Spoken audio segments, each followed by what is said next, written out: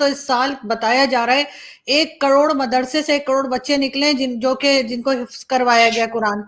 तो ये तो पूरे टाइम ये कुरान हाफिज बनाते चले जा रहे हैं करोड़। और लोगों की चीखें फिर इन्हें सुनाई देंगी। ये बड़ी बदकिस्मती होगी इस मुल्क की भी।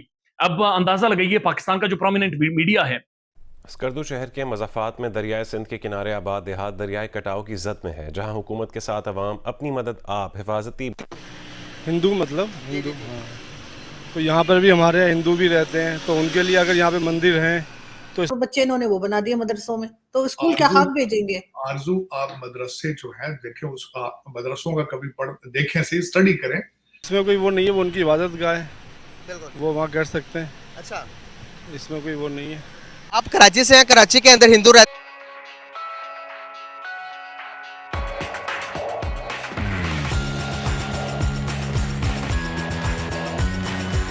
क्यों मदरसे हैं क्या?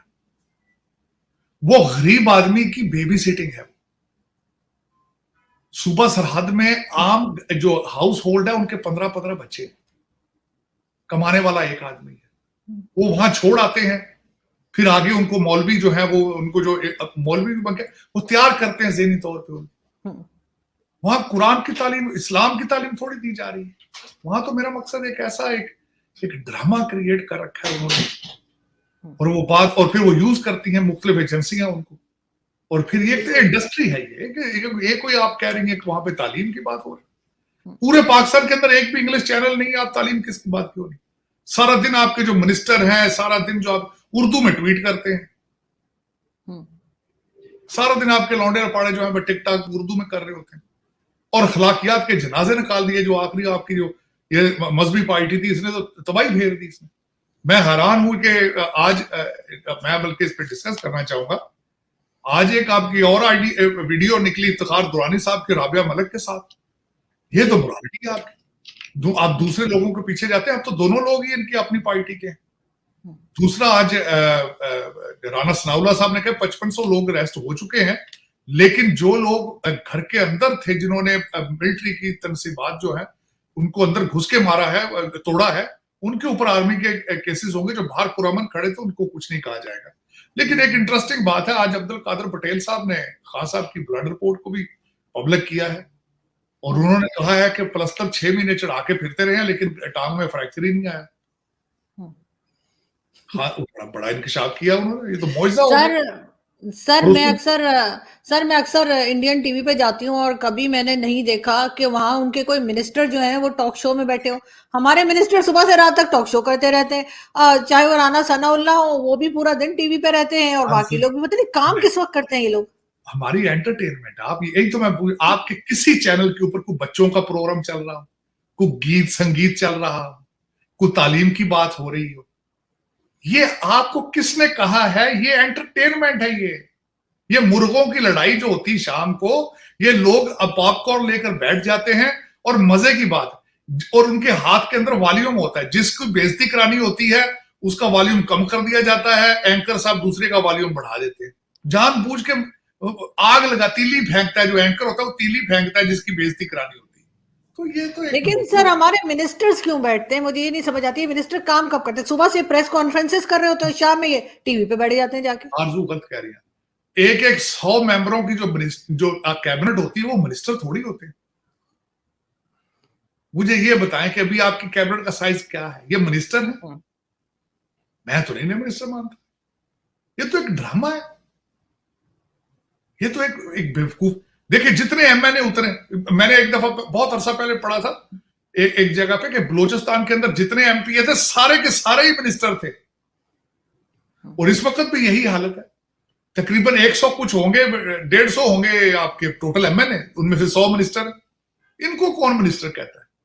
कभी आपने सुना किसी मुल्क के अंदर वजीर बेमहकमा हो, जिसका महकमा ही कोई, पोर्टफोलियो ही कोई नहीं, लेकिन तनख्वाह वजीर की ले रहा है, गाड़ियां ले रहा है, गार्ड ले रहा है, सारा कुछ। तर हकीकत ये आरजू, आपको सारा इसको, आपकी बिल्डिंग इतनी जो है वो खराब हो चुकी है, आपको बिल्डिंग गिरा के अब इसको ठीक ना कराएं। इसको ठीक कराएंगे तो कुछ नहीं, इसके आप इसी के ऊपर सफेदी कर देते हैं, हर 10 साल के बाद पेंट कर देते हैं, तो नीचे से गंद वही है। इसकी फाउंडेशन अब खड़क चुकी है, इसकी कंडीशन, इसकी फाउंडेशन में क्रैक्स आ चुके हैं। अब इसको गिरा के तो अब खुदारा वो जो लोगों को आपने 1947 में वादा किया था, आओ जी ला इलाहा इल्लल्लाह का मतलब क्या, पाकिस्तान का मतलब क्या, वो उसको आज यार शुरू कर लें कहीं से, ईंटें मंगाएं, रखें कोई थोड़ी सी। और मैं अगले दिन मैंने बड़े दुख के साथ ये ट्वीट किया और 2,75,000 लोगों ने उस ट्वीट को देखा। मैंने सिर्फ ये ट्वीट किया था कि आज उन लोगों से पूछें जो 1947 में घर बार छोड़ के अपने अजीजों को मरवा के पाकिस्तान पहुंचे और फिर यहां से उधर भेजे आपने। कभी सोचा?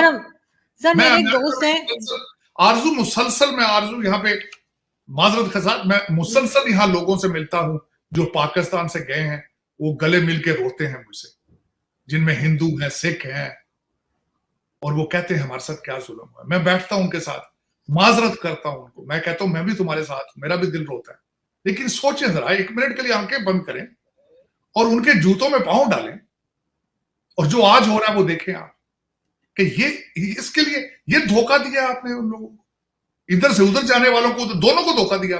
चलो इधर से जो गए वो तो भाई ठीक हो गया, उधर चले गए, भारत अब इस वक्त तरक्कियों में है, लेकिन ये कि जो उधर से इधर आए हैं उनके हालात देखें जरा क्या। लेकिन कोई नहीं। अब इस पर कंपैरिजन करूं, नेहरू साहब ने जो डिसीजन लिए थे, मैं मिसाल मैं इमरान खान साहब को बताना चाहूंगा कि नेहरू जितना एक he was born with the golden spoon, बाहर से पढ़े, फिर जेलें काटी, लीडरशिप देखे उनकी। मैं हमेशा ये क्वेश्चन करता हूं, आप आज कह रही कंपैरिजन, भारत के कितने वजीर आजम भागकर लंदन में सेटल हुए? भारत के कितने आर्मी जर्नल जो है वो भागकर जाके ऑस्ट्रेलिया में और लंदन और दुबई में। सर मैं कंपैरिजन नहीं कह रही, मैं कह रही हूँ कि उनसे हम क्या सीख सकते हैं कि हमने उन्हें देखा है कि वो बहुत स्मूथली उनकी कंट्री चली है। सर हमारे यहाँ जी रहते हैं। आप कभी मिले हिंदुओं से? कराची में तो नहीं मिला मैं, हाँ आउट ऑफ कंट्री में मिला हूँ। सही। आपको लगता है कि जो हिंदू रिलीजन के लोग यहाँ पर रहते हैं वो फुल सेफ एंड साउंड है, उनको उस किस्म की रिलीजन की आज़ादी है? जो शहरों में रहते हैं वो तो सेफ हैं, उनको तो मैं कह सकता हूँ।